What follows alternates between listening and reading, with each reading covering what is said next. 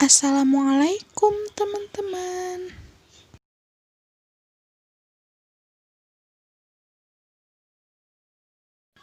Khutbah nikah.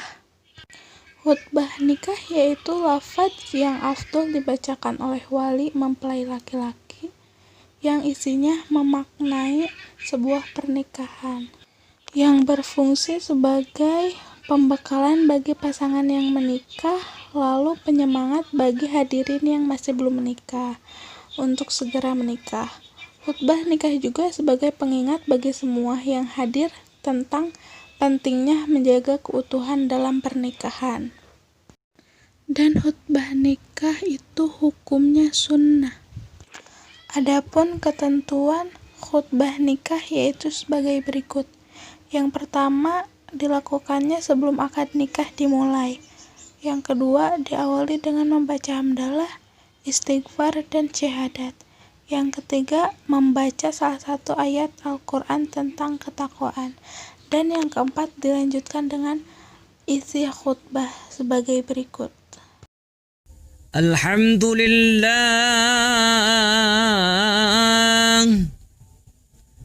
Alhamdulillahilladzi khalaqa minal ma'i basharan faja'alahu nasaban wa sihran wa kana rabbuka qadiran. Asyhadu an la ilaha illallah wahdahu la syarika lah wa asyhadu anna Muhammadan abduhu wa rasuluh. Allahumma salli wa sallim ala sayyidina Muhammadin afdalil khalqi wal wara wa ala alihi wa ashabihi salatan wa salaman katsiran. Amma ba'du, faya ayyuhal hadirun, أوصيكم ونفسي بتقوى الله فقد فاز المتقون.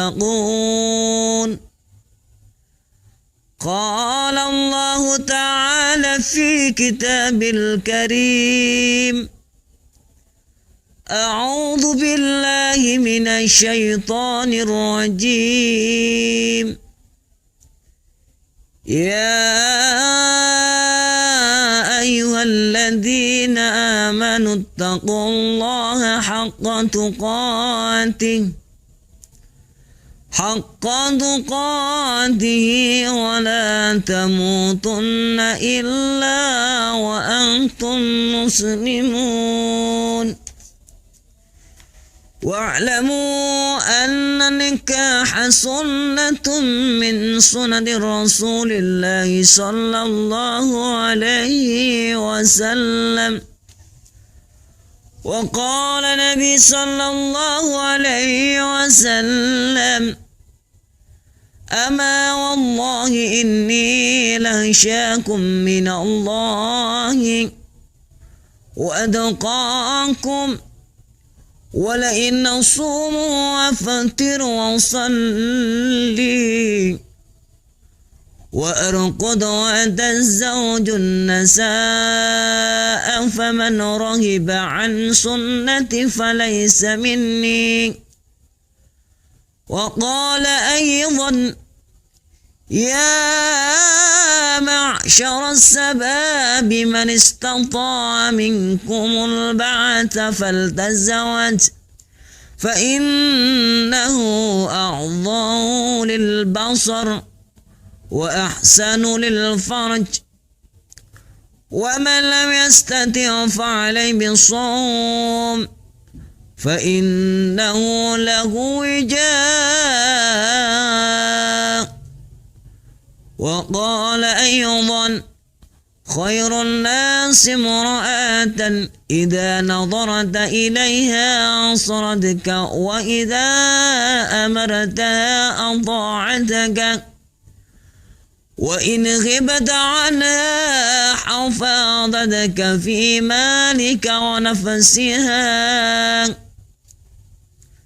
وقال الله تعالى: أعوذ بالله من الشيطان الرجيم.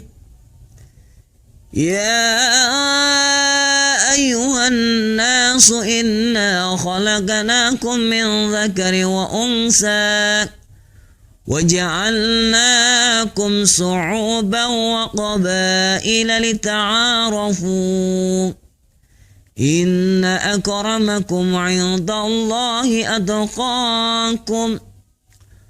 وقال أيضا: فانكحوا الأيام منكم والصالحين من عبادكم وإمائكم إن يكونوا فقراء يغنيهم الله من فضله والله واسع عليم. بارك الله لي ولكم في القرآن العظيم ونفعني وإياكم بما فيه من آيات وذكر الحكيم. أعوذ بالله من الشيطان الرجيم. يا أيها الناس اتقوا ربكم الذي خلقكم من نفس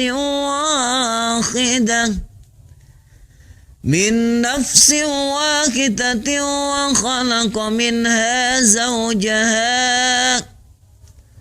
وخلق منها زوجها وبث منهما رجالا كثيرا ونساء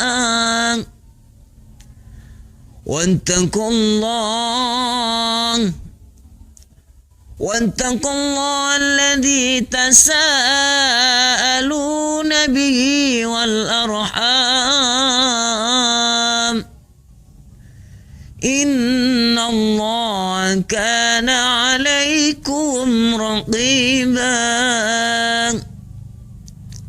أقول قولي هذا واستغفر الله العظيم لي ولكم ووالدنا وولديكم ولمشايخنا ومشايخكم ولسائر المسلمين والمسلمات والمؤمنين والمؤمنات فاستغفروه إنه هو الغفور الرحيم.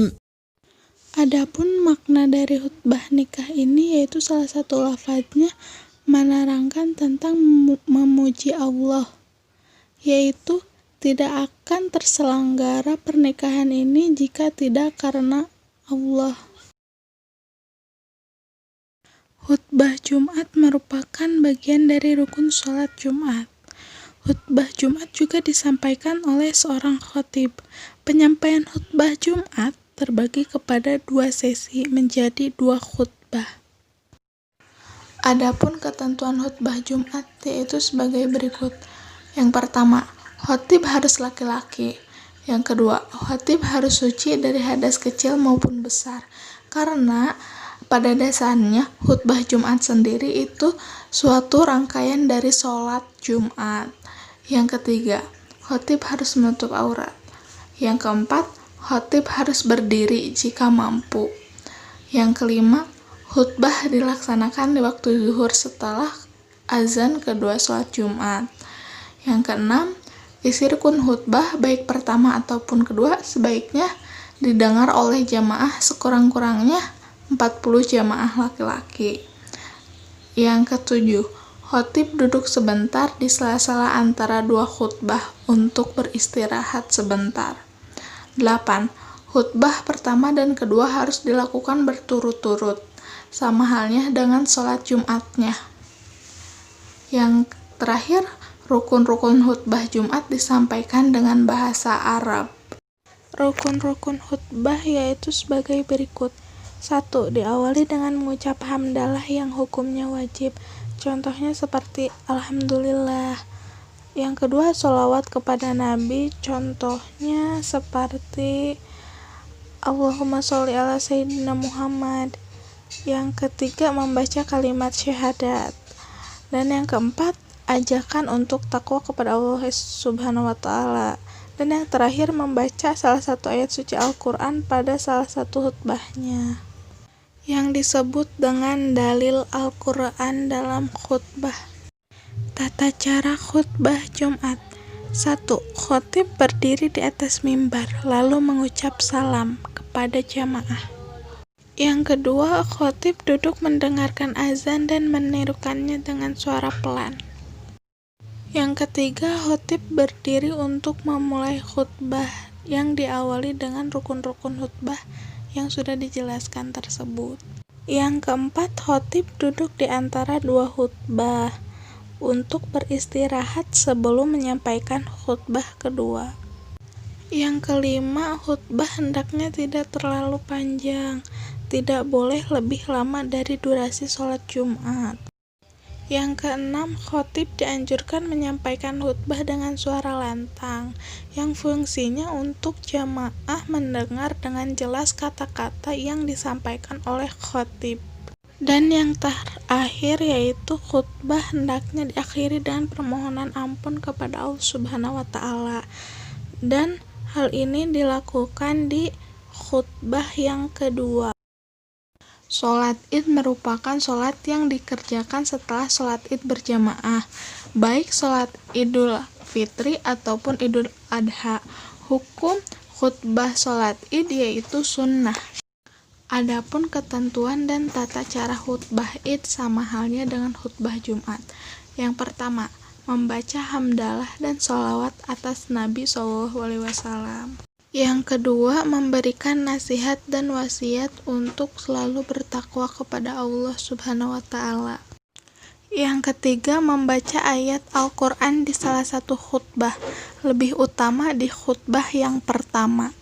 Yang keempat, khatib hendaknya mendoakan orang-orang mukmin pada saat khutbah dan mengakhirinya dengan permohonan maaf kepada Allah Subhanahu wa Ta'ala.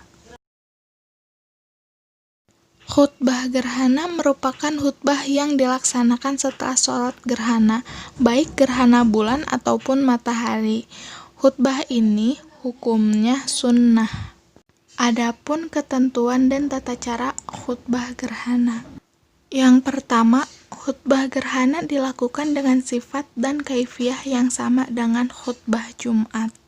Yang kedua, khutbah gerhana diawali dengan tahmid, hamdalah, dan sholawat kepada Nabi SAW. Yang ketiga, khatib memberikan nasihat dan wasiat takwa. Yang keempat, membaca sebagian ayat Al-Quran, baik yang mengenai ketakwaan atau yang mengenai materi yang akan disampaikan kepada jamaah.